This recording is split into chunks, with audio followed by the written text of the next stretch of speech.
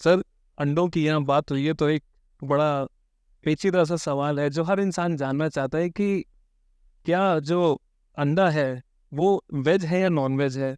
अंडों के बारे में मुझे लगता है कि ज़बरदस्ती भ्रम फैला जाता है। अंडा टोटली वेजिटेरियन फूड है।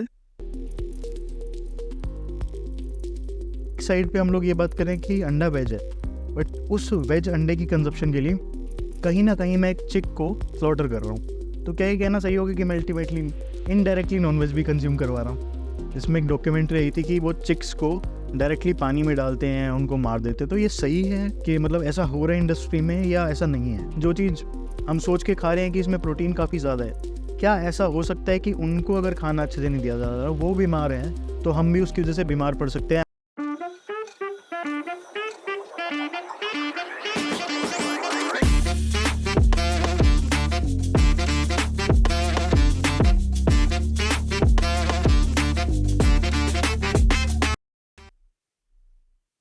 अंडे के ऊपर बात चल रही थी वेज और नॉन वेज पे, तो आपने बताया कि पहले ही चिक्स को साइड कर दिया जाता है ताकि अल्टीमेटली जब एग प्रोड्यूस हो तो उसमें कोई ऐसा कंटेंट ही ना हो कि वो नॉन वेज बने। हाँ जी। एक साइड पे हम लोग ये बात करें कि अंडा वेज है, बट उस वेज अंडे की कंजप्शन के लिए कहीं ना कहीं मैं एक चिक को स्लॉटर कर रहा हूँ।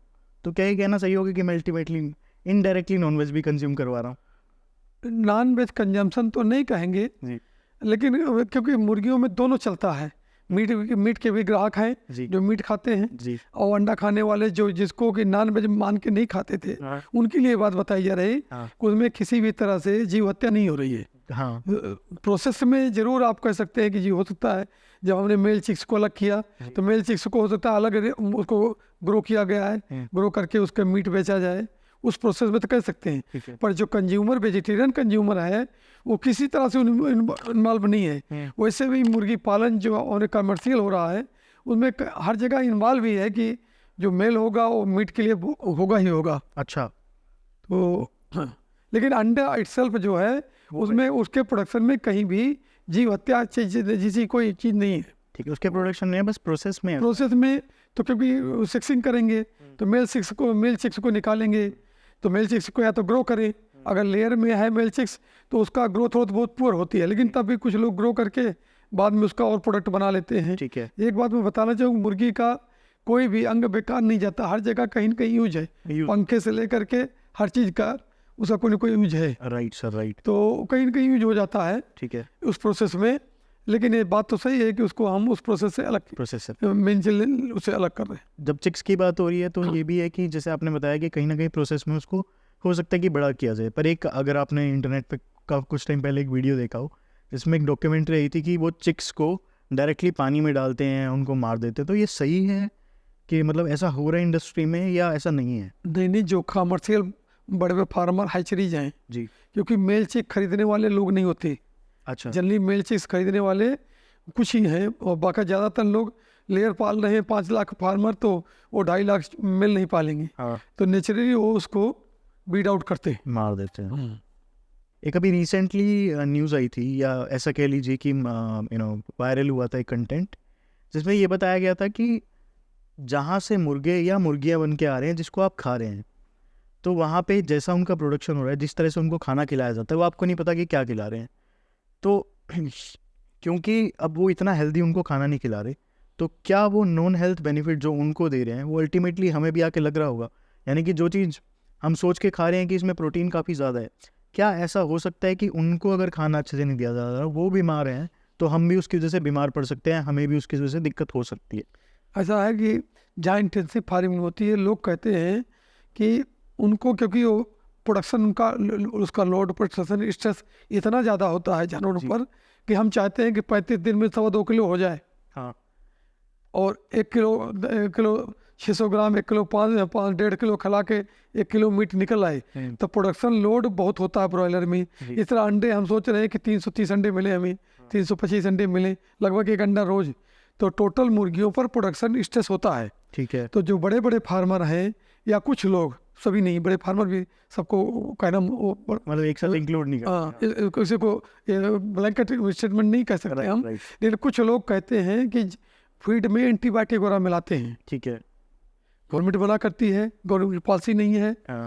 सरकारी संस्थान भी हमारे जैसे भी मना करते हैं जी कि इससे नुकसान होता है, लेकिन कुछ लोग मिलाते हैं कि अगर वो एंटीबायोटिक पहले दिए रहेंगे उनमें इन्फेक्शन नहीं होगा। अच्छा और लोग कहते हैं कि माइक्रोबियल ग्रोथ फैक्टर, मतलब उनको खिलाएंगे एंटी माइक्रोबियल ग्रोथ फैक्टर या ग्रोथ, तो उनको एंटी माइक्रोबियल को मिलाएंगे जिससे कि उनको इन्फेक्शन हो तो ग्रोथ ज़्यादा बढ़ती है। कुछ मिथ है, टेक्निकली जहाँ तक साइंटिफिकली ग्रोथ नहीं बढ़ा सकता, एंटीबायोटिक से ग्रोथ नहीं बढ़ सकती, जी लेकिन चूंकि बीमारी हो सकता है कम हो जाती है तो ग्रोथ प्रमोट होती हो तो लोगों के antibiotic as a growth promoter use होते हैं, ऐसा है। तो जहाँ ऐसा यूज होता है एंटीबायोटिक ठीक है ग्रोथ प्रमोटर, जी वो एंटीबायोटिक अगर फीड में है, कोई मिला रहा है, अनअथराइज है, अथराइज नहीं है, वो अगर चिकन और अंडा हमारे फूड चेन में आएगा, एंटीबायोटिक भी हमारे शरीर में जाएगा, तो भविष्य में रेजिस्टेंस डेवलप होगी। मान लिया हमने एग्जाम्पल बता रहा हूँ, नॉट नोइंग कि क्या आप खिलाते हो, कोई सी एक दवा हमने एंटीबायोटिक खिलाई, बहुत ज़्यादा खिला रहे हैं, तो जो अंडा आ रहा है उसमें एंटीबायोटिक है, वो एंटीबायोटिक अगर ट्रीटमेंट में यूज होगी तो काम नहीं करेगी, क्योंकि जो बैक्टीरिया हमारे पास भी हैं वो बैक्टीरिया उससे रेजिस्टेंस हो जाएंगे।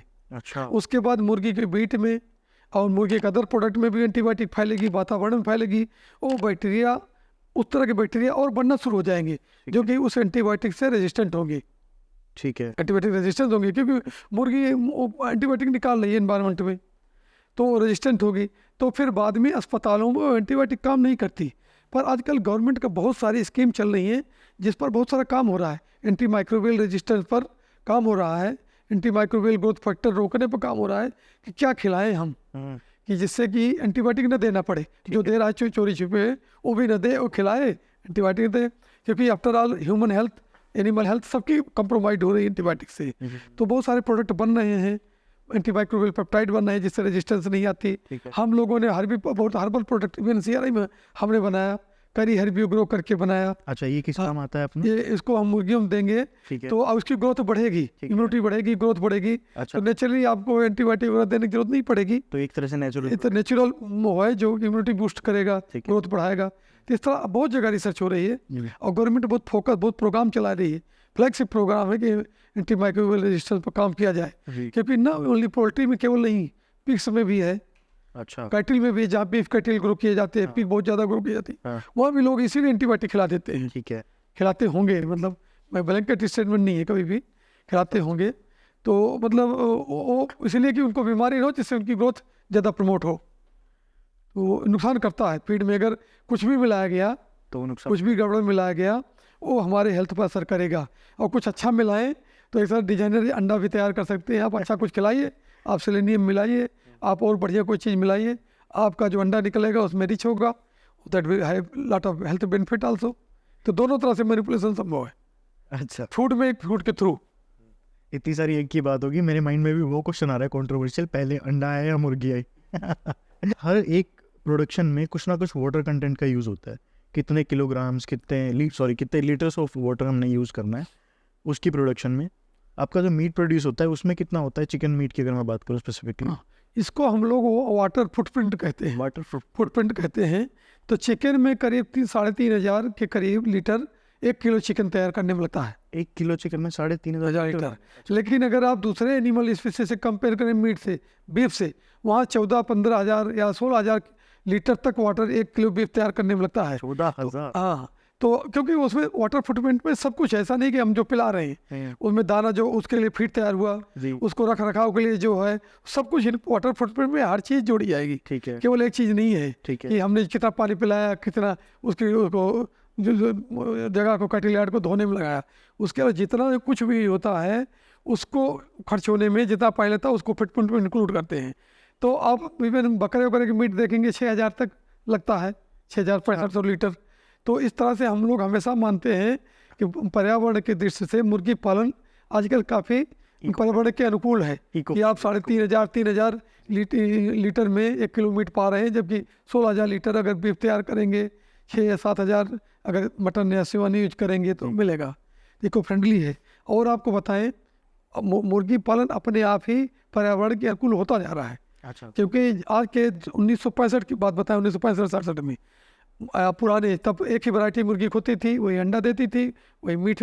तब 90-95 दिन में 1.5 किलो मुश्किल से मीट मिलता था, तो आपको 1.5 किलो के लिए 95 दिन पालना पड़ता था। हाँ, आप 35 दिन में आप 2.25 किलो पा रहे हैं, जी कम खाने में तो 2.25 किलो पा रहे हैं, जी सारे खर्चे में कम पा रहे हैं। इस तरह से पूरा पर्यावरण के पूरा हमारा अनुकूल है।